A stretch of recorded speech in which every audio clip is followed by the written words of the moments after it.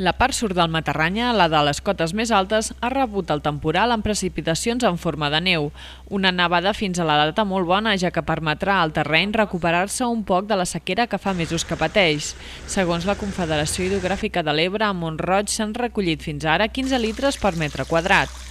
Molt bo al territori perquè feia molta falta i després també que, com se veu, també té molt bona marxar, que això és important, no fa fred, entonces la neu va marxant, les carreteres, els accessos poden estar limpios i de moment un temporal molt bo.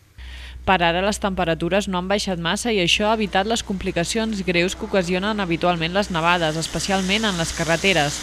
Tot i això, alguns serveis s'han hagut de suspendre per precaució.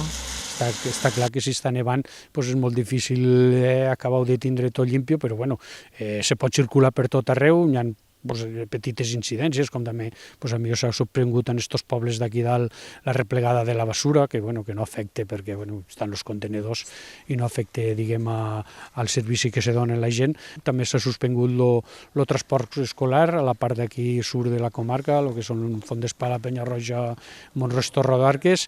Des d'ahir, el pla de viabilitat hivernal està en marxa i les 3 màquines llevaneus amb què compta la comarca del Matarranya han estat netejant de neu les carreteres i repartint sal per evitar el gel.